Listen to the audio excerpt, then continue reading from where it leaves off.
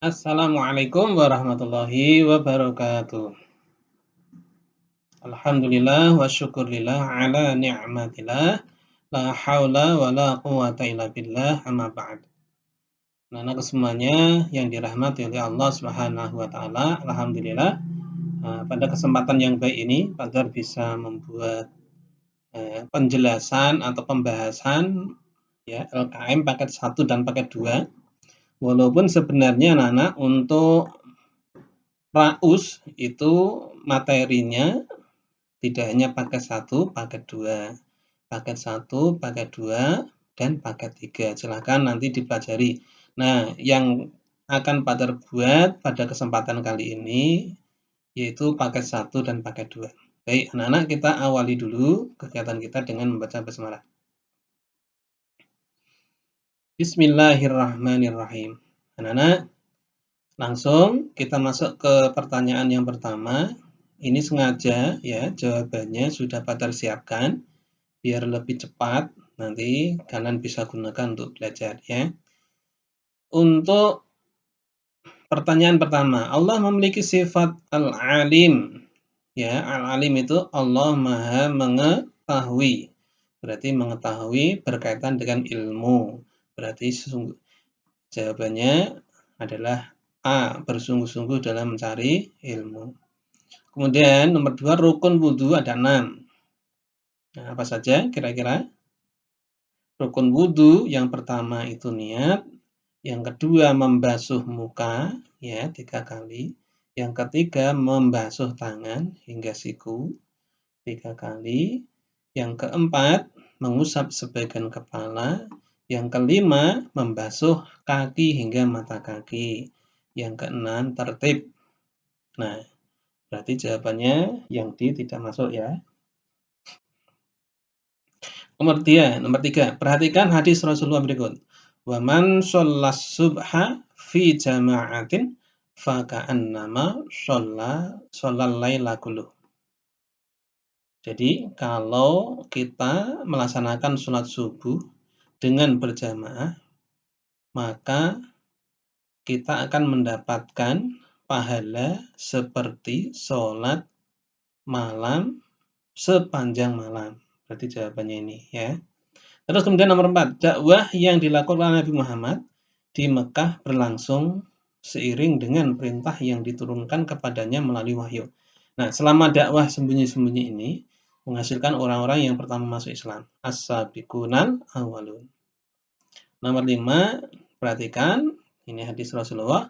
Thalabul ilmi fardhatun ala kulli muslimin. Berarti kewajiban mencari ilmu baik laki maupun perempuan. Jawabannya di nomor 6, kita mengenal dan hafal 10 malaikat ya.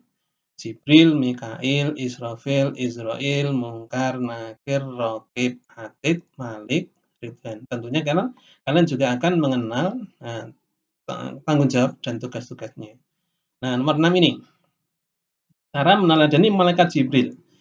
Malaikat Jibril kita tahu bahwa dia pemberi wahyu. Wahyu identik dengan ilmu pengetahuan, keagamaan.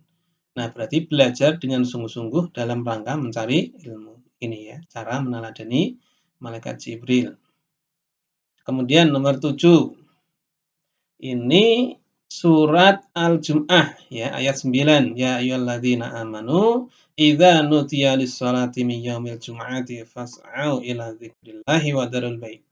Wa dzarul bai' itu tinggalkan jual beli untuk segera menuju ke masjid ya, untuk melaksanakan sholat Jumat.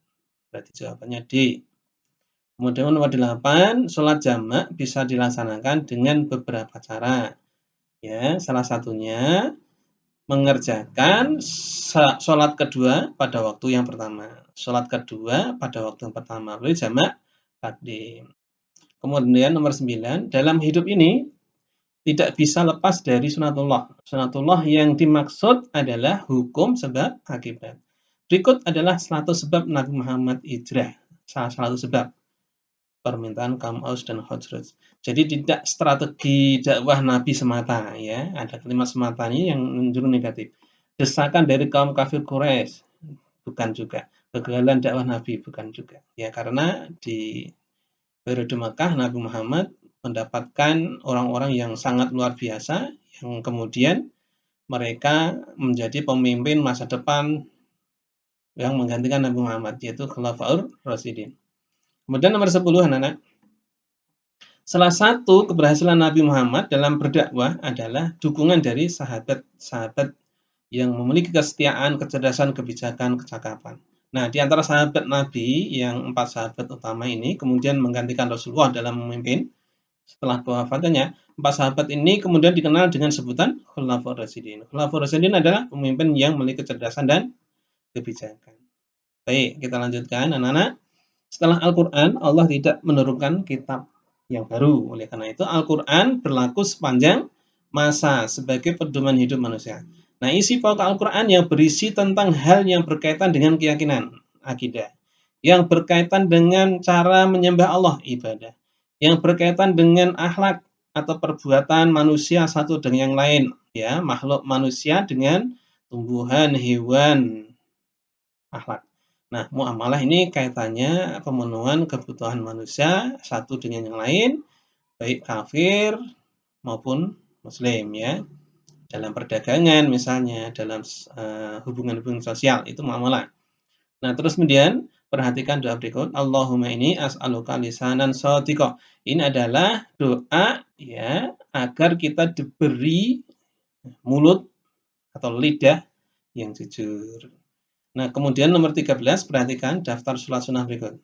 Nah, pertanyaannya, sholat yang bisa dilaksanakan dengan cara berjamaah dan munfarid. Bisa berjamaah dan munfarid. Apa kira-kira jawabannya? Nih, jawabannya 4, sholat tarawih dan sholat tahajud. Idul Fitri hanya sholat jamaah, ini jamaah. Rawatib itu munfarid ya. Tarawih itu bisa jamaah munfarid. Tahiyatul masjid munfarid. Tahajud bisa jamaah munfarid. Baik, kita lanjutkan. Manusia adalah tempat salah dan lupa. Berikut ini yang bukan termasuk sebab seseorang melakukan sujud sahwi. Tidak membaca surat pendek. Tidak membaca surat pendek itu tidak menyebabkan kita sujud sahwi, ya. Jadi tetap sah sholatnya. Akan tetapi, walaupun ini sifatnya sunnah, jangan ditinggalkan, ya. Karena akan menghilangkan kesempurnaan dari ibadah sholat kita. Ibarat kita manusia, kita sholat, ya. Sholat kita itu seperti manusia, kalau tidak punya kuping satu, sempurna enggak? Tentunya enggak sempurna. Nah, lengkapnya manusia itu ya punya kuping dua, ya, sepasang. Nah, seandainya kita hilang satu sunnah, maka sholat kita jadi kurang sempurna. 15. Di antara kewajiban, ya, kewajiban muslim adalah berbakti dan menghormati orang tua. Berikut yang bukan termasuk 3 cara berbakti kepada orang tua yang masih hidup. Jawabannya ini melaksanakan perintahnya walau itu bertentangan dengan akidah sekalipun. Kan salah ini. Melaksanakan perintah jangan sampai bertentangan dengan akidah. Ya, tidak boleh. Terus kemudian, hukum mensolatkan jenazah adalah fardu kifayah. Maksud dari fardu kifayah adalah jika sebagian sudah melaksanakan, maka yang tidak melaksanakan gugur kewajibannya. Ini namanya kewajiban kolektif. Jadi sebagian mewakili, sebagian yang lain tidak berkewajiban lagi. Terus kemudian anak, setiap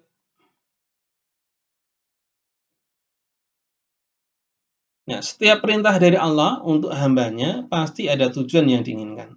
Tujuan yang paling utama dalam beribadah puasa adalah agar kita lebih bertakwa. Ini berkaitan ya dengan dalil Al-Qur'an surat Al-Baqarah ayat 183, mungkin bisa dibaca. Nah, qadha menurut bahasa artinya ketentuan atau ketetapan. Sedangkan menurut istilahnya adalah ini, ketetapan Allah sejak zaman azali yang belum diketahui dan belum diterima oleh makhluknya. Nah, kalau qadar sudah diterima oleh makhluknya, gitu ya. Nah, qadha dan qadar dikenal dalam kehidupan kita dengan nama takdir. Takdir ada 2, takdir mubram dan takdir mu'allaq. Nah, qadar secara bahasa artinya ukuran, sedangkan menurut istilah ini ketentuan atau ketetapan yang telah terjadi. Tadi sudah dijelasin ya. Nah, kemudian segala hal yang baik dan segala hal yang buruk datang dari Allah. Betul. Nah, Namun Allah itu tetap menghendaki sesuatu kepada hambanya, itu hal yang baik. Nah, seandainya terjadi sesuatu yang buruk, itu bukan dari Allah, tetapi dari ulah manusia. Tentunya takdir Allah, ketetapan Allah akan mengikuti dari perbuatan manusia tersebut. Nah, di bawah ini yang bukan termasuk penjelasan maksud dari penggalan arti dari surat An-Nisa ayat 78 di atas. Manusia tidak perlu bertanggung jawab atas perbuatannya karena semua datang dari Allah. Ini yang salah ya. Karena arti dari atas ini Allah hanya menghendaki kebaikan. Tadi dapat terjelasin. Kemudian yang kedua, keburukan yang menimpa makhluk tidak lepas dari ketentuan Allah.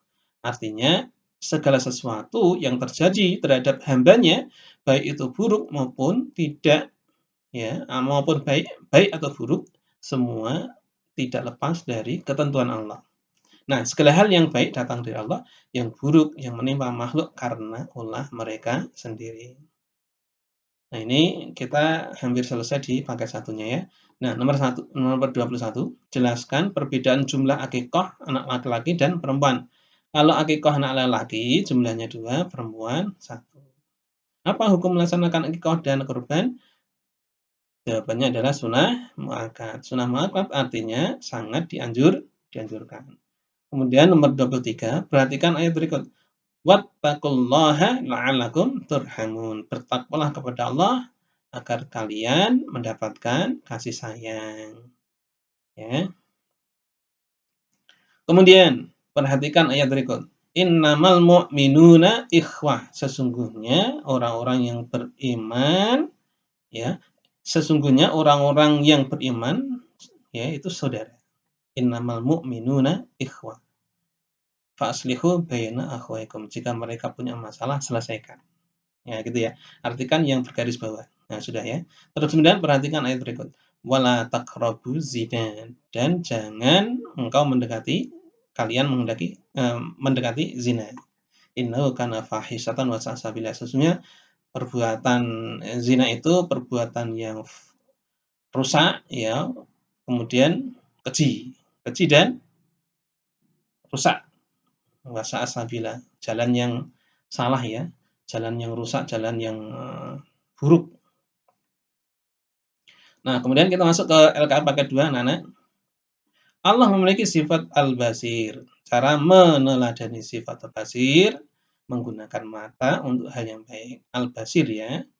Al-basir itu melihat. Atau as-sami itu mendengar. Kalau al-kalam berbicara. Kalau al-ilmu mengetahui. Berarti jika kita sudah belajar kaitannya dengan sifat-sifat yang dimiliki oleh Allah tersebut, kita bisa meneladani sifat-sifat Allah tersebut sebatas sebagai hamba, sebagai manusia dalam rangka untuk mengabdi kepadanya. Nah, terus kemudian nomor 2, perhatikan pernyataan berikut ya, nomor 1 sampai nomor 6. Tata cara tayamum atau rukun tayamum diwakili oleh nomor. Nah, ini jawabannya C. Yang pertama niat, yang kedua mengusap muka 1 kali, mengusap ya, bukan membasuh. Kemudian nomor 5 mengusap tangan 1 kali. Setelah itu tertib. Ya, jadi 4. Kemudian perhatikan hadis Rasulullah berikut, man sholal isya'i fi jama'atin fa ka'annama qama nisful lail. Barang siapa salat Isya dengan berjamaah, maka dia akan mendapatkan pahala ya sebagaimana dia mendirikan malam separuh malam. Jawabannya ini. Nah, kemudian perhatikan baik-baik nomor 4. Nah, nomor 4 ya. Nomor 4 anak-anak. Perhatikan surat Al-Hijr ayat 94 berikut. Fasta' bima tu'maruna wa 'arid 'anil musyrikin. Ini ajakan dakwah dari Allah Subhanahu wa taala, perintah dari Allah Subhanahu wa taala dari surat Hijr ayat 94 kepada Nabi Muhammad dan para pengikutnya untuk berdakwah terang-terangan. Nah, perhatikan pernyataan berikut. Bisa dibaca anak-anak 1 sampai 5. Kemudian pertanyaannya, belajar ilmu tersebut dikategorikan sebagai fardu ain. Fardu ain adalah kewajiban setiap individu yang tidak bisa diwakilkan, ya. Jadi mengenal Allah dan Rasul-Nya yang tidak bisa diwakilkan. ya nomor satu. Kemudian nomor tiga ini, ilmu pendidikan agama, tidak bisa diwakilkan, ya harus belajar sendiri. Ilmu akhlak Islami juga tidak bisa diwakilkan, berarti 1, 3, 5 adalah jawabannya D. Nomor 6, setiap tindakan manusia pasti dicatat oleh Allah. Oleh karena itu manusia harus hati-hati dalam menjalani hidup ini. Cara meneladani malaikat Mikail. Mikail adalah pembagi rezeki, berarti berusaha bekerja dengan sungguh-sungguh hingga mencapai kesuksesan agar kita mendapatkan rezeki yang melimpah dari Allah Subhanahu wa taala. Kemudian nomor 7 anak-anak, perhatikan hadis berikut.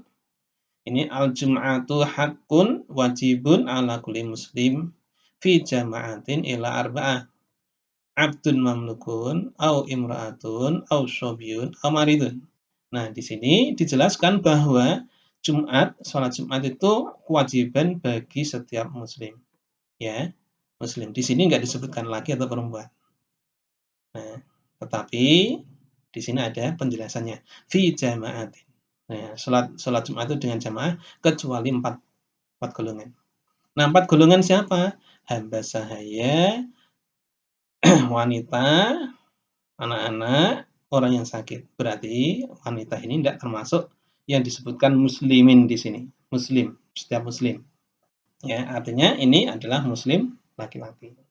Berarti jawabannya karena yang digaris bawah adalah imra'atun, perempuan, berarti C. Nah, kemudian nomor 8. Mengumpulkan salat pertama pada waktu yang kedua, berarti jamak takhir. Ya.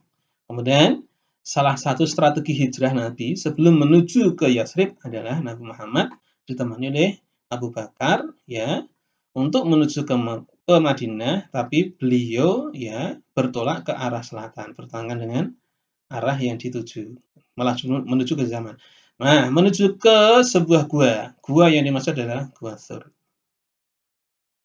Baik, anak-anak, lanjut. Khalifah artinya pengganti. Tentu menggantikan Nabi Muhammad, ya, tidak bisa disebut sebagai nabi karena kenabian berakhir sejak Nabi Muhammad Shallallahu alaihi wasallam wafat. Nah, gelar kekhalifahan yang disandang Abu Bakar As-Siddiq itu Khalifatun Nabi. Kemudian setelah Abu Bakar, Umar mendapat gelar kekhalifahan namanya Khalifatun Nabi. Nah, tapi Umar mengganti Khalifatun Nabi tersebut dengan sebutan Amirul Mukminin. Jadi kalimat atau gelar keamiran atau gelar kekhalifahan yang pertama menggunakan gelar Amirul Mukminin adalah Umar bin Khattab. Kemudian nomor 11, salah satu kemujiatan Al-Qur'an adalah satu-satunya kitab suci dari Allah yang terjamin kemurniannya, ya, sepanjang masa. Hal ini bersesuaian dengan firman Allah surat Al-Hijr ayat 9 yang berbunyi inna nahnu nazzalna dzikra wa inna lahu lahafidun. Ya, sesungguhnya kami yang menurunkan Al-Qur'an dan kami pula yang menjaganya. Di dalam Al-Qur'an yang lain pun juga disebutkan dzalikal kitabul la raiba fihi hudal lil muttaqin. Jadi tidak ada keraguan di dalamnya sedikit pun, ya. Berarti sebuah kemurnian dari firman-firman Allah yang terkumpul yang diberikan oleh Nabi Muhammad yang sekarang dalam bentuk mushaf. Nah, perhatikan hadis berikut. Man ghassa falaysa minni. Barang siapa curang, maka dia bukan dari golonganku. Falaysa minni. Itu kalimat yang luar biasa itu. Untuk memberi motivasi kepada kaum muslimin. Falaysa minni, bukan dari golonganku. Nah, kalau sudah seperti itu, berarti kita harus menjadi orang-orang yang tidak curang, ya. Kemudian nomor 13 anak-anak, perhatikan daftar sholat sunnah berikut. Ya, gerhana matahari, gerhana rembulan, sampai tahajud. Nah, sholat sunnah yang dilaksanakan dengan cara berjamaah diwakili oleh nomor jawabannya 1 dan 2. Gerhana matahari, gerhana rembulan. Nah, ini. Nah, gerhana matahari, gerhana rembulan, sholat duha, istikharah, witir, dan tahajud itu yang sangat berbeda, ya, dalam sholat sunnah ini, ya, itu gerhana matahari dan gerhana rembulan. Karena rukuknya itu 2 kali, kalau yang lain cukup 1 kali dalam 1 rakaat. Ya, dalam 1 rakaat sholat duha itu 1 kali rukuknya. Kalau ini 1 rakaat itu 2 kali. Sholat gerhana matahari sama gerhana rembulan. Nah, terus kemudian sujud syukur adalah sujud yang dilakukan sebagai ungkapan rasa syukur kepada Allah atas nikmat yang kita peroleh, baik berupa keberuntungan maupun terhindar dari bencana. Sujud syukur dilakukan dengan cara takbir, sujud 1 kali, duduk. Ya, sujudnya 1 kali. Sujud syukur. Sujud sahwi dilakukan 2 kali. Sujud tilawah dilakukan 1 kali. Baik, kita lanjutkan, anak. Ya, di samping orang tua kandung, Islam juga mengajarkan perlunya menghormati guru. Imam Nawawi menasihati murid-muridnya dan berkata, ini jawabannya ada di D, ya. Hendaklah seorang murid memperhatikan gurunya dengan pandangan penghormatan. Jadi, menghormati guru adalah salah satu cara agar ilmu kita manfaat, ya. Ini mengambil manfaat darinya. Agar ilmu yang kita pelajari dari guru itu terserap dalam diri kita dan kemudian ilmu tersebut menjadi sebuah manfaat yang ada pada diri kita yang kemudian diamalkan dalam kehidupan sehari-hari. Nah, kemudian nomor 16, hak muslim yang telah meninggal kepada muslim yang masih hidup ada 4. Nah, ini di bawah ini yang bukan termasuk hak muslim yang telah meninggal. Dimandikan, disolatkan, dikuburkan, dikafani. Dibayar hutang-hutangnya itu memang hak dia untuk dibayar hutang-hutangnya, tapi bukan itu yang dimaksud. Dia berhak hutangnya dibayar kalau dia punya harta. Ya. Dan hutangnya dia ini, jika dia meninggalkan hutang dan dia tidak punya harta, menjadi tanggung jawab kerabat terdekatnya, ya anaknya, istrinya. Nah, seperti itu. Nah, seandainya anak istri tidak punya, maka ini menjadi tanggungannya dia. Ya, dia tidak berhak untuk dibayari hutang-hutangnya tersebut. Ya.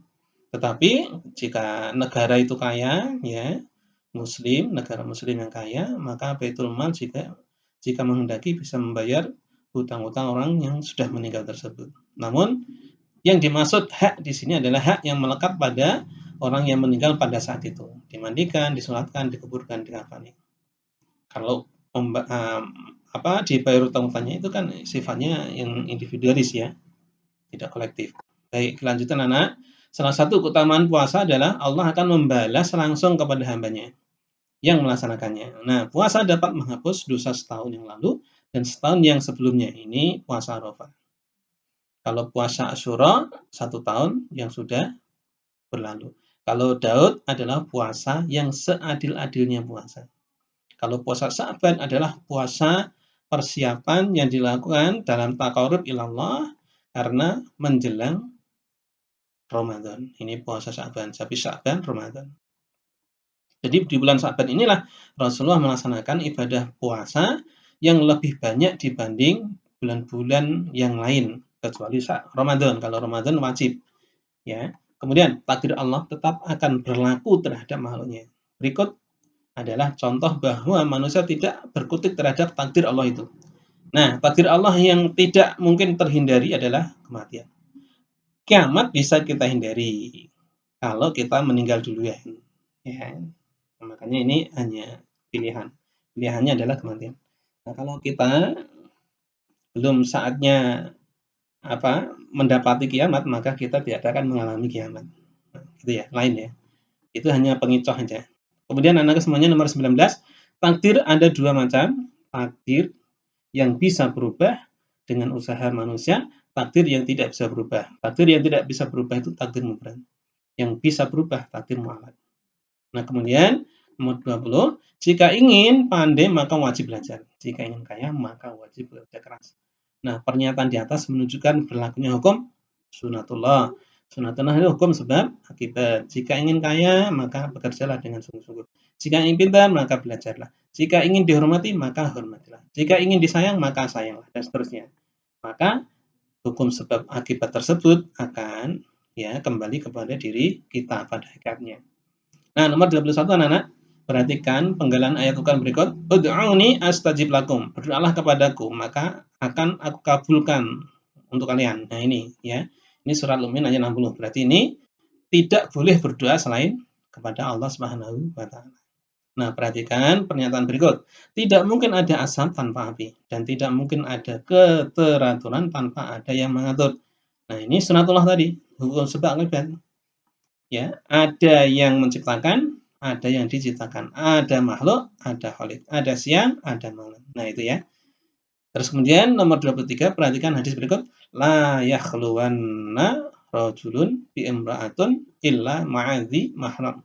Jadi, jangan sampai ya laki dan perempuan itu ya dalam satu majelis hanya laki perempuan semata tanpa mahram. Itu namanya berkholwat. Berkholwat itu kalau tidak ada pihak ketiga. Kalau ada pihak ketiga bukan berkholwat, tapi bersilaturahmi. Nah, kalau ada dua orang, laki perempuan, bercengkrama, berbicara, bersilaturahmi, kemudian ada mahramnya, adiknya, kakaknya, orang tuanya, saudaranya, maka itu silaturahmi yang diperkenankan. Nah, perhatikan hadis berikut. Nisaun kasiyatun ariyatun. Ya, wanita ya seperti berpakaian tapi kelihatan. Berpakaian tapi telanjang. Maksudnya adalah berpakaian tapi tipis sehingga lekuk tubuhnya kelihatan. Berpakaian tapi ketat sehingga lekuk tubuhnya terlihat dengan jelas, membentuk tubuhnya seperti itu. Nah, ini tidak boleh ya. Islam melarang itu. Kemudian yang terakhir anak-anak, untuk memenuhi kebutuhan fisik agar hidup sehat dan kuat, manusia juga makan dan minum. Nah, sebutkan adab makan dan minum yang kalian ketahui. Tentunya pertama, ya tangan, ya tangan kita dicuci. Terus kemudian berdoa, Allahumma barik lana, ya.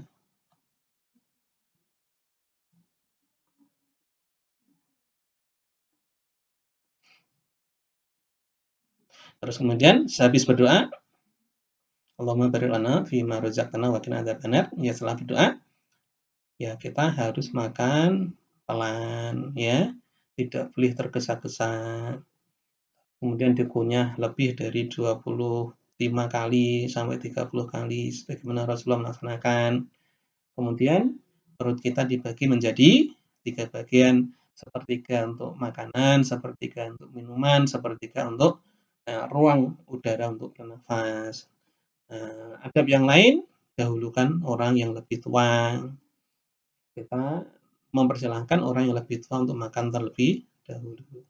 Nah, setelah itu tentunya ya cuci tangan, berdoa alhamdulillahilladzi at'amana wa saqana wa ja'alana minal muslimin dan seterusnya. Itu adab-adab yang berkaitan dengan makan. Itulah anak-anakku semuanya. Habis ini LKM paket 3 bisa kalian pelajari sendiri ya. Nanti jika kalian mengalami kesulitan untuk menjawab pertanyaan yang berkaitan dengan LKM paket 3 bisa japri pada gitu ya. Habis ini anak-anak silahkan ada PR yang berkaitan dengan penilaian tengah semester, persiapan penilaian tengah semester dalam bentuk soal yang sangat sederhana, kalian kerjakan walaupun sederhana tapi jangan disepelekan. Nah, bukti kalian menyepelekan pertanyaan itu nilainya di bawah KKM. Kalau kalian sungguh-sungguh, insya Allah di atas KKM. Demikian anak-anakku semuanya, kita akhiri dengan kafaratul majlis dan hamdalah bersama-sama. Subhanakallahumma wa bihamdika asyhadu an la ilaha illa anta astaghfiruka wa atubu ilaik. Alhamdulillahirabbil alamin. Assalamualaikum warahmatullahi wabarakatuh.